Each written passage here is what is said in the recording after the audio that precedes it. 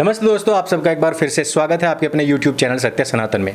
आज हम बात करने वाले हैं कि किस प्रकार से सऊदी अरब के इस्लामिक कानूनों को देखने वाले मंत्री ने स्वयं ही कह दिया है कि सऊदी अरब में अब जितनी भी मस्जिदें हैं उन सब पर लगे हुए लाउड स्पीकर्स की आवाज़ को 1/3 किया जाएगा। उसके साथ ही साथ जो लाउड स्पीकर्स अंदर लगे हुए हैं मस्जिदों के, केवल उन्हीं का इस्तेमाल किया जाएगा। उसके साथ ही साथ केवल और केवल अजान और जो सामूहिक प्रार्थना है उसी के लिए लाउड स्पीकर का इस्तेमाल होगा।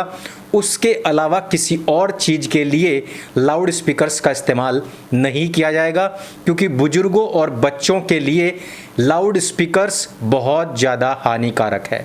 और यही नहीं, उन्होंने एक हदीस का भी यहाँ पर उदाहरण देते हुए लोगों को समझाया किस प्रकार से हमारी हदीस में हमारे नबी स्वयं कहते हैं कि दूसरों से अपनी आवाज़ ऊंची करके प्रार्थना करना कोई अच्छी बात नहीं है।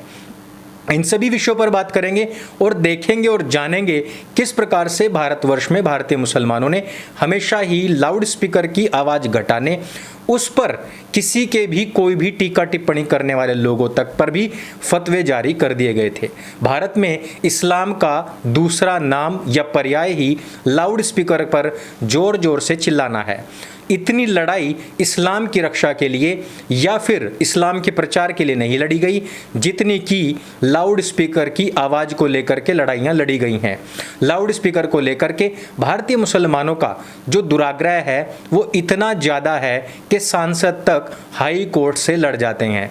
लाउड स्पीकर को लेकर के अभी तक किसी भी प्रदेश में इस तरीके के नियम कायदे नहीं आए, लेकिन लाउड स्पीकर्स मस्जिदों के अलावा खंभों आदि पर भी लगा करके अपनी अजान और बहुत सारी कर्कश आवाज़ें दूसरे अन्य सामान्य नागरिकों के कानों में चीख चीख कर पहुंचाने की ये जो होड़ है भारतवर्ष में किस हद तक बढ़ चुकी है।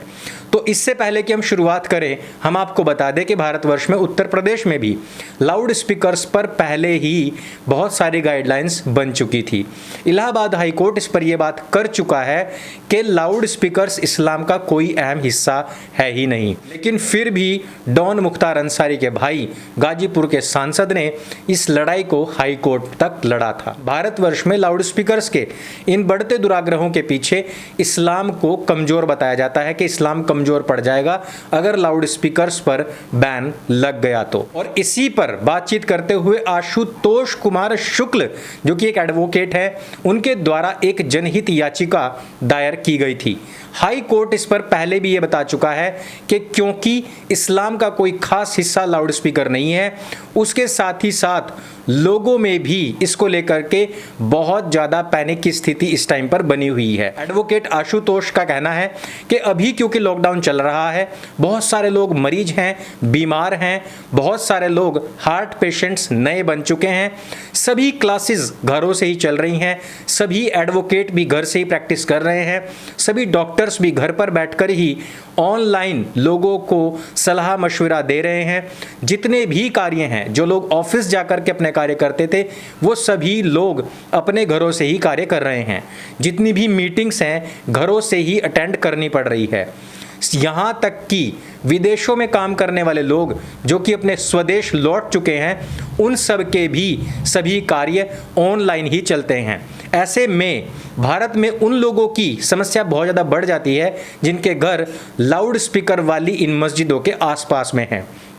बहुत सारे लोगों ने सवाल उठाया कि इसी तरीके के सवाल मंदिरों पर क्यों नहीं उठाए जाते, लेकिन मैं आपको बता दूं कि मंदिरों में जो पूजा होती है या फिर लाउड स्पीकर्स पर जो आरती होती है, घंटा वादन या फिर शंख गर्जन होता है, वो सुबह के समय होता है, यानी कि ब्रह्म मुहूर्त के समय ही वहाँ पर आरती आदि का प्रावधान होता है।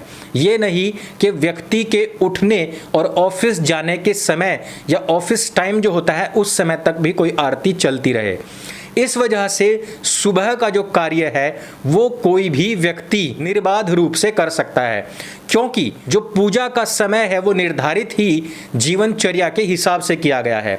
अर्थात सुबह उठें और कोई भी व्यक्ति नहा धो करके पूजा पाठ इत्यादि करे, उसके बाद में भोजन आदि करे और अपने कार्य पर चला जाए। शाम को जब वो वापस लौट करके आए उस समय पर भी भजन संध्या आदि करे। ऐसे में हिंदुओं की जो परंपरा बनी हुई है वो किसी भी प्रकार से किसी भी व्यक्ति की ऑफिशियल लाइफ या स्टूडेंट लाइफ को या फिर जो गृहस्थी है उसको डिस्टर्ब नहीं करता है। उसी समय को ही यहाँ पर भारतवर्ष में भी ऑफिस के टाइम की छुट्टी की जाती है। इस प्रकार से भारतीय परंपराएं, हिंदू सभ्यता के जो पूजा पाठ आदि हैं उनसे जीवन को कोई डिस्टर्बेंस नहीं होता। लेकिन अरेबिक कल्चर से उठ करके आई 5 वक्त की नमाज सुबह से लेकर के शाम तक, रात तक 5 बार होती है। अर्थात दिन में जब वर्किंग टाइम होता है उस समय पर भी वो 3 से 4 बार हो चुकी होती है। ऐसे में चाहे स्टूडेंट्स हो, चाहे गृहिणियां हो, चाहे मरीज हो, वकील हो, सर्जन हो, किसी भी प्रकार के कोई भी प्रोफेशनलिस्ट हो या फिर विदेशों में काम करने वाले लोग या सलाहकार, सीए, कोई भी क्यों ना हो, सभी को डिस्टर्बेंस होता है। उस समय पर यदि किसी की कोई कॉन्फ्रेंस चल रही है वहां बहुत डिस्टर्बेंस होता है और इसी चीज को लेकर के जनहित याचिका इलाहाबाद हाई कोर्ट में पहुंची है और वहां पर एक बार फिर से इसी बात को दोहराया गया कि ये इस्लाम का हिस्सा है ही नहीं। अब मैं दोस्तों आपको बता दूं कि भारतवर्ष में बहुत सारी ऐसी चीजें चल रही हैं जो खुद इस्लामिक कंट्रीज में नहीं है। 3 तलाक, मुता निकाह, हलाला, इनके ऊपर बहुत सारा हंगामा मचा, लेकिन भारतीय मुसलमानों ने इसको इस्लाम का अभिन्न हिस्सा बता करके इसकी लड़ाइयाँ सड़कों पर लड़ी हैं। कोई भी इस्लामिक कंट्री बाहर के लोगों को नागरिकता नहीं देता है, किसी भी घुसपैठी को अपने देश के अंदर नहीं आने देता है, लेकिन भारतवर्ष के मुसलमान अभी भी बांग्लादेशी और रोहिंग्या जो म्यांमार से आने वाले बहुत ही हिंसक लोग हैं उनको नागरिकता दिए जाने के ऊपर तुला हुआ है, भारत सरकार से लड़ रहा है। अर्थात कोई भी इस्लामिक कंट्री भी उन मुसलमानों को नागरिकता देने के लिए तैयार नहीं। इवन पाकिस्तान जो कि मुस्लिम देशों का सबसे बड़ा चौधरी बना फिरता है उसने अभी तक एक भी बांग्लादेशी और एक भी रोहिंग्या को नागरिकता नहीं दी, लेकिन भारतीय मुसलमान जानबूझ करके उन सब चीज़ों के लिए लड़ रहे हैं। दूसरी चीज़, कोई भी इस्लामिक कंट्री अपने देश के अंदर दूसरे मजहब के जो रिचुअल्स हैं उनको छूट नहीं देता है, लेकिन भारतीय मुसलमान यहाँ पर धार्मिक आज़ादी, मजहबी आज़ादी के लिए भारतीय सरकार और भारतीय बहुसंख्यक हिंदुओं तक पर भी अपना अधिकार जमाते हैं, लड़ते हैं, खून कत्ल करते हैं, उनकी ज़मीनों पर कब्जा कर लेते हैं, इवन उनके खेतों में अपने शव दफना करके उसको भी शमशान में तब्दील कर देते हैं। गंगा घाट पर दफनाई गई बहुत सारी ऐसी ही मृत लाशें हैं जो कि मुसलमानों के द्वारा दफनाई गई, खुद उन्हीं के द्वारा उठाकर गंगा में बहाई गई और खुद हिंदुओं को बदनाम किया गया। भारत के दुश्मन देशों के साथ में भारतीय मुसलमानों का जो प्रेम है, उनके प्रति जो श्रद्धा है और उम्मा के प्रति जो उनका समर्पण है, उसको देख करके ही हमें मालूम पड़ जाता है कि भारतीय मुसलमान सभी इस्लामिक देशों में रहने वाले मुसलमानों से पूरी तरीके से विपरीत है और वो तब तक है जब तक भारत को पूर्ण रूपेण इस्लामिक राष्ट्र नहीं बना दिया जाता। किसी भी इस्लामिक देश के अंदर किसी भी वामपंथी गिरोह की कोई एंट्री नहीं है।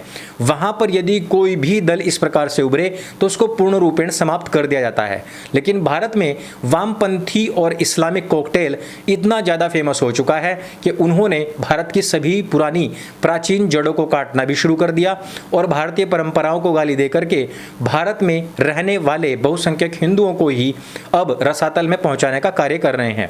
किसी भी इस्लामिक देश के अंदर जो शरिया कानून है वो सबके लिए समान है, अर्थात कोई भी व्यक्ति किसी प्रकार का गुनाह करेगा तो उसको सजा बराबर दी जाएगी। लेकिन भारत में रहने वाले मुसलमान जब उनको संविधान के हिसाब से सजा मिलती है तो वो वहाँ पर विक्टिम कार्ड खेलना शुरू कर देते हैं, लेकिन जैसे ही भारत में कोई अन्य व्यक्ति किसी प्रकार का अपराध करे तो मुसलमान तुरंत चिल्लाना शुरू कर देते हैं कि शरिया होता तो इन लोगों को इतनी कड़ी से कड़ी सजा दी जा सकती थी। अर्थात ये केवल और केवल अपने हिसाब से कानूनों को मॉडिफाई करना चाहते हैं। ये लोग पहले ही कह चुके हैं कि हमने अपनी स्ट्रैटेजी चेंज की है, आइडियोलॉजी नहीं। यही नहीं, सभी इस्लामिक देश जनसंख्या नियंत्रण कानून पर बहुत स्ट्रिक्ट हैं। वो जनसंख्याओं को नियंत्रण करके रखते हैं ताकि उनके देश के स्रोत बहुत जल्दी समाप्त ना हो जाएं। लेकिन भारत का रहने वाला मुसलमान गाता तो उन 56 देशों की है जो कि इस्लामिक देश हैं, लेकिन करता अपने मन की है और यहाँ पर लगातार जनसंख्या बढ़ाते हुए कहता है कि ये सब तो अल्लाह की देन है। अर्थात इन सब चीज़ों को देखते हुए इनका दोगलापन हमें एक्सपोज होता दिखता है। लेकिन भारतीय हिंदू है कि अभी भी इनके दोगलेपन को समझ नहीं पाता है। आप समझ पाते हैं अथवा नहीं, नीचे कमेंट करके हमें जरूर बताइए। और आपको क्या लगता है कि भारत में ये लाउड स्पीकर बैन होना चाहिए अथवा नहीं होना चाहिए?